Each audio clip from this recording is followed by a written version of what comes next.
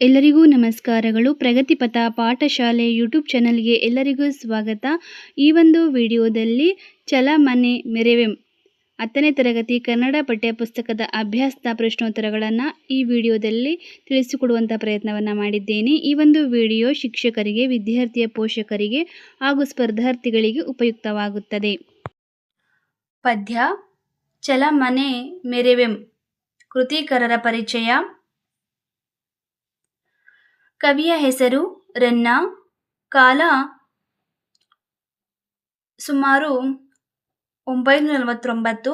ಜನನ ಬಾಗಲಕೋಟೆ ಜಿಲ್ಲೆಯ ಮುಧೋಳಲು, ಈಗಿನ ಮುಧೋಳ ಎಂಬ ಗ್ರಾಮದಲ್ಲಿ ಜನಿಸಿದರು.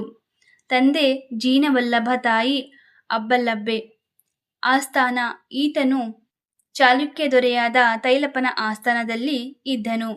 ಕಾವ್ಯಗಳು ಸಾಹಸ ಭೀಮ ವಿಜಯಂ, ಗದಾಯುದ್ಧ, ಅಜಿತ ತೀರ್ಥಂಕರ ಪುರಾಣ ತಿಲಕಂ, ಪರಶುರಾಮ ಚರಿತ, ಚಕ್ರೇಶ್ವರ ಚರಿತಂ.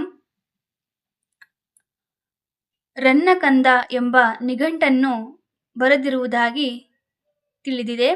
ಬಿರುದು ಇವನಿಗೆ ತೈಲಪನು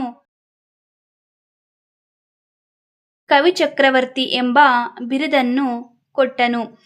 ಕನ್ನಡ ರತ್ನತ್ರಯರಲ್ಲಿ ಇವನು ಒಬ್ಬನು.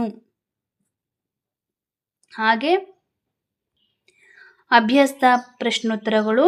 ಕೊಟ್ಟಿರುವ ಪ್ರಶ್ನೆಗಳಿಗೆ ಒಂದೊಂದು ವಾಕ್ಯದಲ್ಲಿ ಉತ್ತರಿಸಿ.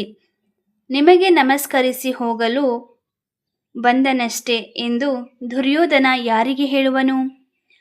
ನಿಮಗೆ ನಮಸ್ಕರಿಸಿ ಹೋಗಲು ಬಂದನಷ್ಟೆ ಎಂದು ದುರ್ಯೋಧನ ಭೀಷ್ಮಾಚಾರ್ಯರಿಗೆ ಹೇಳುವನು. ದಿನಪಸುತ ಎಂದರೆ ಯಾರು? ದಿನಪಸುತ ಎಂದರೆ ಕರ್ಣ. ಯಾರಿಬ್ಬರನ್ನು ಕೊಂದ ಬಳಿಕ ಸಂಧಿ ಮಾಡಿಕೊಳ್ಳುವುದಾಗಿ ದುರ್ಯೋಧನ ಹೇಳುತ್ತಾನೆ?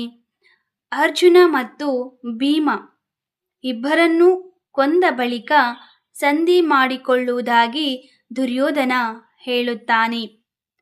ಛಲವನ್ನೇ ಮೆರೆಯುವುದಾಗಿ ನಿರ್ಧರಿಸಿದವನು ದುರ್ಯೋಧನ. ಅಂತಕಾತ್ಮಜ ಎಂದರೆ ಧರ್ಮರಾಯ. ಹಾಗೆ 1, 2, 3 ವಾಕ್ಯಗಳಲ್ಲಿ ಉತ್ತರಿಸುವಂತಹ ಪ್ರಶ್ನೆಗಳ ಉತ್ತರ.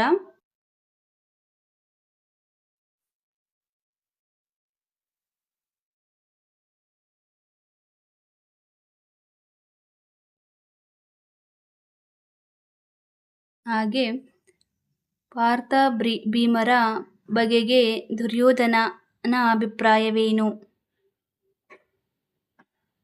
ಕೊಟ್ಟಿರುವ ಪ್ರಶ್ನೆಗಳನ್ನು 8-10 ವಾಕ್ಯಗಳಲ್ಲಿ ಉತ್ತರಿಸಿ. 8-10 ವಾಕ್ಯಗಳ ಒಂದು ಪ್ರಶ್ನೆಗಳಿಗೆ ಉತ್ತರ.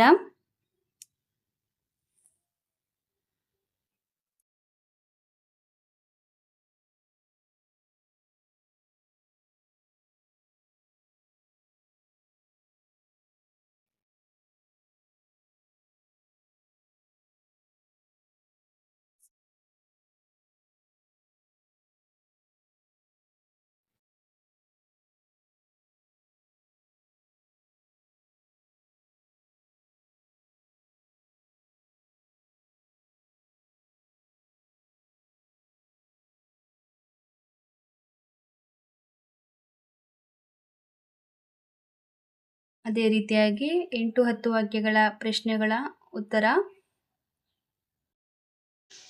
ಸಂದರ್ಭ ಸಹಿತ ಸ್ವಾರಸ್ಯವನ್ನು ವಿವರಿಸಿ.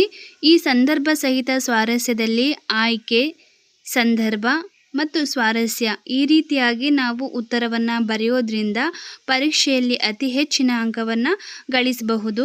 ಹಾಗೆ ಆಯ್ಕೆಯಲ್ಲಿ ಈ ಒಂದು ವಾಕ್ಯವನ್ನು ಕವಿ ಹೆಸರು, ಹಾಗೆ ಪಾಠದ ಹೆಸರು ಅಥವಾ ಪದ್ಯದ ಹೆಸರನ್ನು ಹಾಗೂ ಆಗಿರುವಂತಹ ಒಂದು ಕವನ ಸಂಕಲನವನ್ನು ಬರೀಬೇಕಾಗುತ್ತೆ. ಹಾಗೆ ಪದ್ಯಕ್ಕೆ ಪ್ರಸ್ತಾರ ಹಾಕಿ ಗಣ ವಿಭಾಗ ಮಾಡಿ ಛಂದಸ್ಸನ್ನು ಹೆಸರಿಸಿ ಲಘು ಗುರು ಎನ್ನುವಂತಹ ಗಣಗಳನ್ನು ಹಾಕುವಂತಹದ್ದು, ವಿಭಾಗವನ್ನು ಮಾಡುವಂತಹದ್ದು, ಮಾತ್ರೆ ಗಣವನ್ನು ಹಾಕುವಂತಹದ್ದಾಗಿರುತ್ತೆ. ಅಂದರೆ ಒತ್ತಕ್ಷರದ ಇಂದಿನ ಅಕ್ಷರಕ್ಕೆ ಗುರು, ಹಾಗೆ ದೀರ್ಘ ಸ್ವರಗಳಿಗೆ ಗುರು. ಈ ರೀತಿಯಾಗಿ ನಾವು ಗುರು ಎನ್ನುವಂತಹ ಮಾತ್ರೆ ಅಂದರೆ 2 ಎನ್ನುವಂತಹ ಸಂಖ್ಯೆಯನ್ನು ಸೂಚಿಸುವಂತಹ ಗುರುವನ್ನು ಹಾಕಬೇಕಾಗುತ್ತದೆ.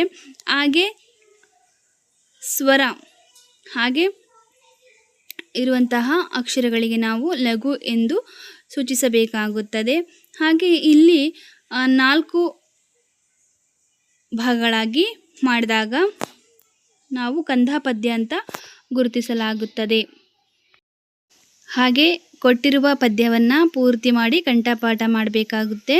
ಪುಟ್ಟಿದ ನೂರ್ವರ್ ಮೆಲ್ನುಡ ಹುಟ್ಟಿದ ನೂರ್ವರು ಮಿದಿರ್ಚಿ ಸತ್ತೊಡೆ ಕೋಪಂ ಪುಟ್ಟದೆ ಪೋದುದು ಸತ್ತರ್ ಪುಟ್ಟರೆ ಪಾಂಡವರೊಳಿ ಇರೆದು ಚಲಮನೆ ಮೆರೆವೆಂ. ಅದೇ ರೀತಿಯಾಗಿ ಇಲ್ಲಿರುವಂತಹ ಪದ್ಯ ಭಾಗವನ್ನು ಸಹ ಪೂರ್ತಿ ಮಾಡಿ ಕಂಠಪಾಠ ಮಾಡಬೇಕಾಗುತ್ತೆ. ಈ ಒಂದು ವಿಡಿಯೋ ನಿಮಗೆ ಇಷ್ಟ ಆಗಿದ್ದರೆ ಸಬ್ಸ್ಕ್ರೈಬ್ ಮಾಡಿಕೊಳ್ಳಿ. ಧನ್ಯವಾದಗಳು.